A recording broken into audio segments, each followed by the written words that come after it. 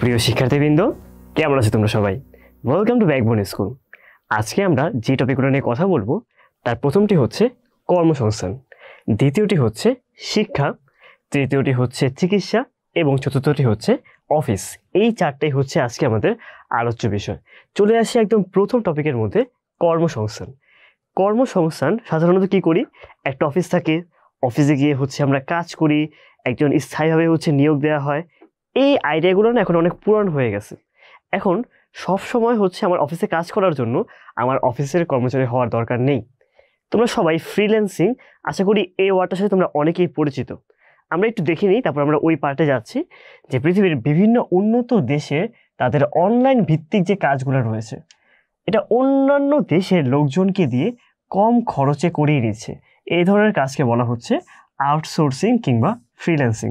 তো এখানে কি বলছে, উন্নত দেশের যে অফিসগুলো আছে তারা তাদের অনলাইন ভিত্তিক কাজগুলো নিজের প্রতিষ্ঠানের লোকদের দিয়ে না করিয়ে তারা হয়তো অন্য দেশের লোকজনকে দিয়ে করিয়ে নিচ্ছে খুবই কম মূল্যে।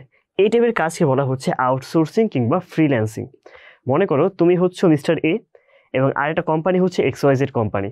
তাদের একটা ভিডিও এডিট করা পসিবল, বাট তাদের কোম্পানির মধ্যে কোনো মনে করো ভিডিও এডিটর নেই। এখন তারা কি আলাদা করে হচ্ছে ভিডিও এডিটর আবার নিয়োগ দিবে, তারপর তাদেরকে কাজ করতে দিবে? দরকার নেই কিন্তু, কারণ তাদের জাস্ট ওই সময়ের জন্য এই কাজটা দরকার। পরবর্তীতে গিয়ে হচ্ছে তাদের আর ভিডিও এডিট করা লাগবে না। ওই স্বল্প সময়ের জন্য তারা যেটা করতে পারে, তারা ফ্রিল্যান্সিংয়ের দ্বারগ্রস্ত হতে পারে। যে যারা ফ্রিল্যান্সার রয়েছে তাদের কাজই হচ্ছে অন্য কোম্পানির হয়ে কাজ করে দেওয়া। এটা বলতে পারে কন্ট্রাকচুয়াল কাজ, জাস্ট পেমেন্ট করে দিবে নির্দিষ্ট কাজের জন্য, এবং ওই নির্দিষ্ট কাজটা সেই ফ্রিল্যান্সার যে কোম্পানি রয়েছে তাকে হচ্ছে দিয়ে দিবে। সো এখানে মিস্টার যে এ রয়েছে, সে XYZ কোম্পানিকে কী করবে, ভিডিও এডিট করে সেই ভিডিও এডিটের ভিডিওটা হচ্ছে দিয়ে দিবে। এই কাজটাই হচ্ছে মেনলি ফ্রিল্যান্সিং বা আউটসোর্সিং। যারা এই আউটসোর্সিং বা ফ্রিল্যান্সিংয়ের কাজটা করে যে ব্যক্তি, তাদেরকে বলা হয়ে থাকে ফ্রিল্যান্সার।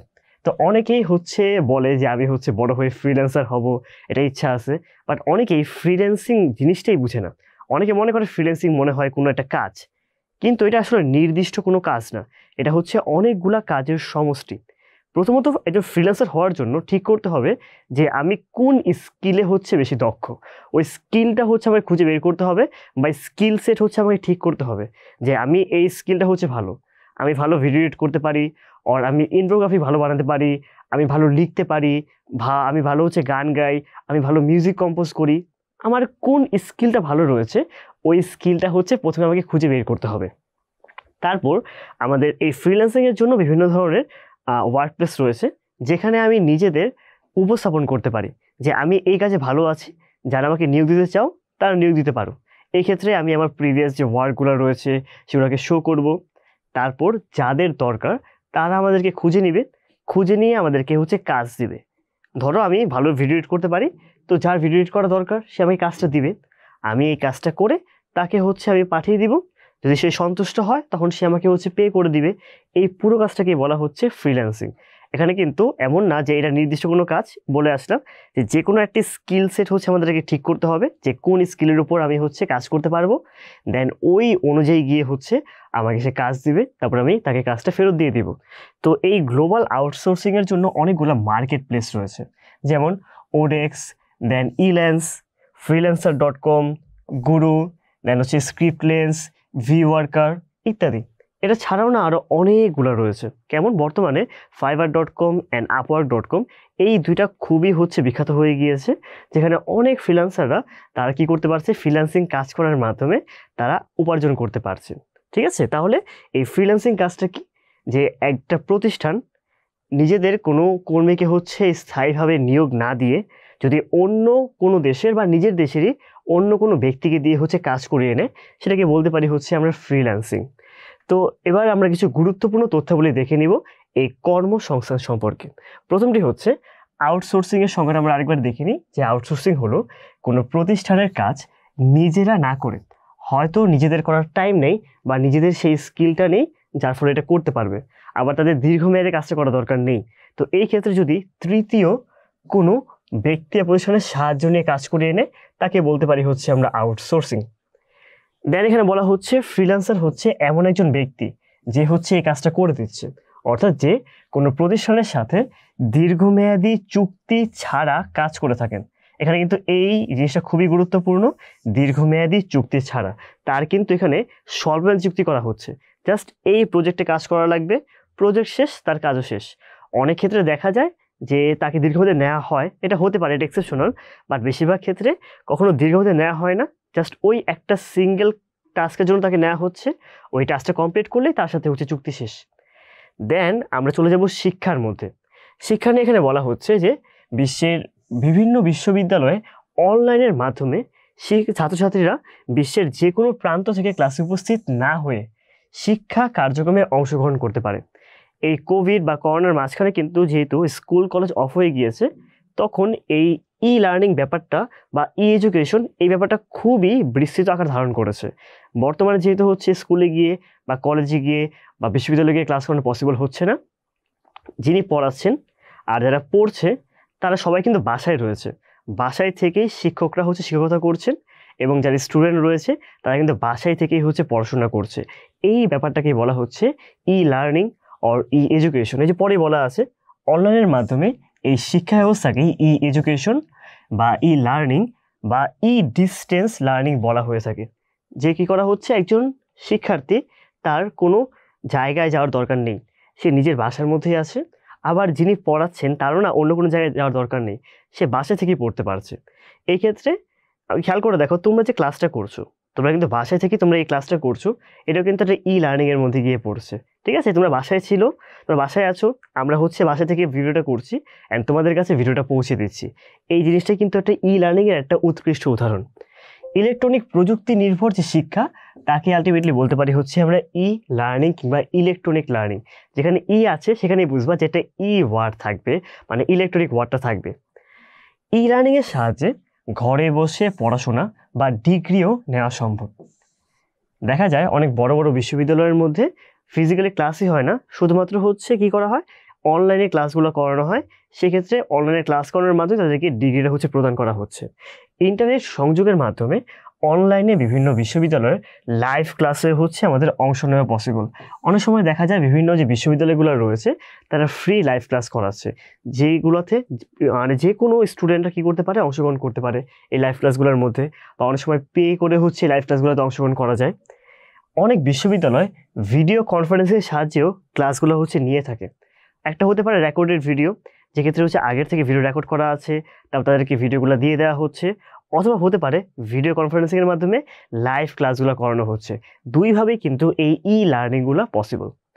দেন আমরা কিছু গুরুত্বপূর্ণ তথ্যাবলী দেখে নিই যে ই লার্নিংয়ের জন্য কী কী গুরুত্বপূর্ণ অ্যাপ রয়েছে, অর্থাৎ কোন সফটওয়্যার বা অ্যাপগুলো ইউজ করে এই ই লার্নিং বা ইলেকট্রনিক লার্নিং বা ডিস্টেন্স লার্নিংটা হচ্ছে পসিবল।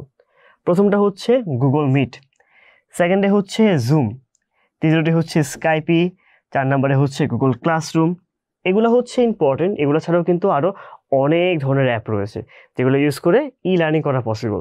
লাইক গুগল মিট, এখানের মধ্যে হচ্ছে অনেক শিক্ষার্থী একসাথে জয়েন করতে পারবে, বা যে শিক্ষক রয়েছেন তিনি জয়েন করতে পারবেন, তিনি স্ক্রিন শেয়ার করার মাধ্যমে আর তিনি হচ্ছে ভিডিও অন করার মাধ্যমে স্টুডেন্টকে পড়াতে পারছে, সো স্টুডেন্টরা কিন্তু লাইভ ক্লাসগুলো দেখতে পারছে।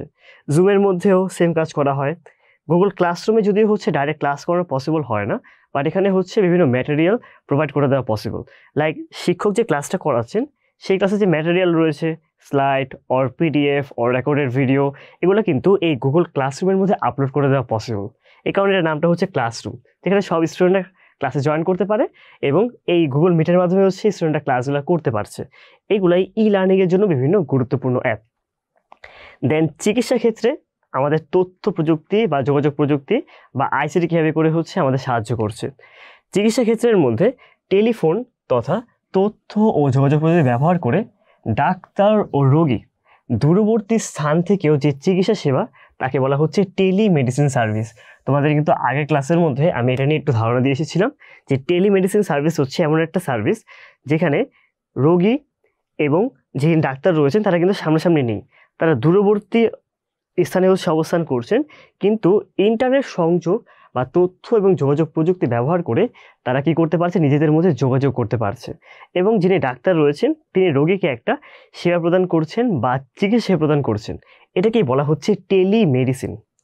টেলিমেডিসিন সার্ভিসের মাধ্যমে বিশেষজ্ঞ ডাক্তারের চিকিৎসা সেবা গ্রহণ করা যায়। টেলিকমিউনিকেশন ও তথ্য প্রযুক্তির সাহায্যে দূরবর্তী যে কোনো স্থানে অবস্থানরত কোনো রোগীকে বিশেষজ্ঞ চিকিৎসকের স্বাস্থ্যসেবা দেওয়াকে বলা হচ্ছে টেলিমেডিসিন সেবা। ওকে, সো আমরা জেনে নিলাম টেলিমেডিসিন সম্পর্কে। দেন আমরা এই টেলিমেডিসিন সম্পর্কে কিছু গুরুত্বপূর্ণ তথ্য জেনে নেব যে কোন কোন ওয়েবসাইটের মাধ্যমে আমরা টেলিমেডিসিন সেবা গ্রহণ করতে পারি। টেলিমেডিসিন গ্রহণ করার জন্য অসংখ্য ওয়েবসাইট রয়েছে যেখানে বিশ্বের যে কোনো প্রান্ত থেকে অনলাইনে চিকিৎসা সেবা নেওয়া যায়।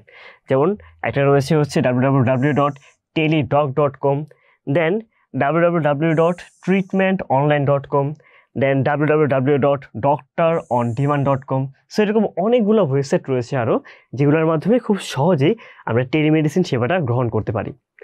এরপরে হচ্ছে অফিস নিয়ে বলা হচ্ছে যে কোনো অফিসের সার্বিক কার্যক্রম, যেমন তথ্য সংগ্রহ, সংরক্ষণ, প্রক্রিয়াকরণ, বিতরণ, ডকুমেন্টস তৈরি, নথিভুক্তকরণ, দেন চিঠিপত্র আদান প্রদান, দৈনিক আয় ব্যয়ের হিসাব নিকাশ ইত্যাদি কার্যক্রম ডিজিটাল পদ্ধতিতে এখন সম্পন্ন করা হচ্ছে।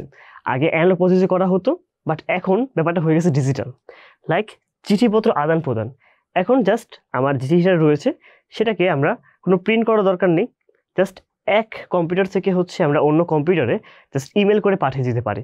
মানে আমি হয়তো ইমেলের মধ্যে না লিখে যে চিঠিটা হাতে লিখতাম সেটা টাইপ করলাম ওয়ার্ডের মধ্যে, দেন ওই ওয়ার্ড ফাইলটা বা পিডিএফ ফাইলটা আমি ইমেলের মাধ্যমে দিয়ে দিলাম, তাহলে কিন্তু প্রিন্ট করতে হচ্ছে না, হাতে লিখতে হচ্ছে না, ডিজিটালি হচ্ছে আমরা এই কাজটা করতে পারছি।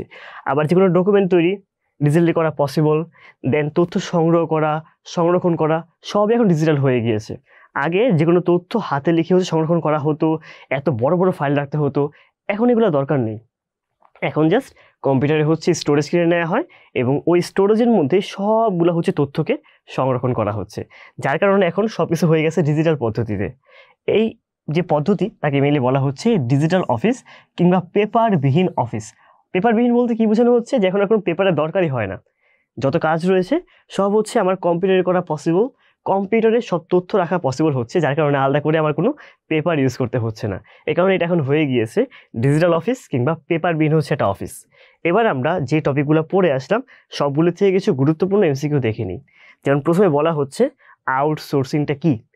নির্দিষ্ট শ্রম ঘন্টার জন্য কাজ করা, ইন্টারনেট ভিত্তিক কাজ, বিশেষ ব্রাউজিং সুবিধা, নাকি বিশ্বব্যাপী নেটওয়ার্ক ব্যবস্থা।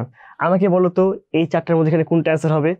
এখানে অ্যান্সার হয়ে যাবে হচ্ছে আমাদের বি নাম্বারটা, ইন্টারনেট ভিত্তিক যে কাজ, যে একজন আমাকে ইন্টারনেটের উপর বেস করে হচ্ছে কাজটা দিয়ে দিচ্ছে, সেটাকেই বলা হচ্ছে আউটসোর্সিং।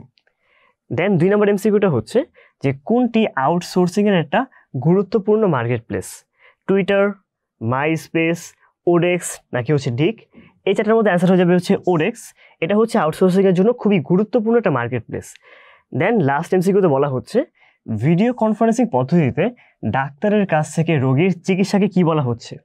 ই মেডিসিন, টেলিমেডিসিন, ই টেলিফোন, নাকি হচ্ছে মেডিকেল সার্ভিস? আমাকে বলো তো এই চারটার মধ্যে কোনটা এখানে অ্যান্সার হবে? এর অ্যান্সার হয়ে যাবে হচ্ছে বি নাম্বারটা, আমরা এটাকে বলছি টেলিমেডিসিন। তো তোমরা দেখে নিলা যে তোমাদের আজকের টপিকগুলো কী কী ছিল। এখান থেকে কিন্তু যদিও প্রিভিয়াস ইয়ারে তেমন কোনো কোয়েশ্চেন আসে নাই, বাট কী যাবে তোমাদের কোয়েশ্চেন আসে বা তোমাদের দেখিয়ে দিলাম। তো তোমাদের কিন্তু প্রিভিয়াস ইয়ারে শুধু কোয়েশ্চেন পড়লে চলবে না, যেগুলো ভবিষ্যতে আসতে পারে ওইগুলো চিন্তা করেও কিন্তু তোমাদের এই টপিকগুলো খুব ভালো মতো পড়তে হবে। তাহলে দেখবা যে তোমাদের এখান থেকে কোয়েশ্চেন আসে, তোমরা খুব সহজে অ্যান্সার করতে পারছো। আজকের জন্য এতটুকুই, দেখা হচ্ছে পরবর্তী ভিডিওতে। ধন্যবাদ সবাইকে।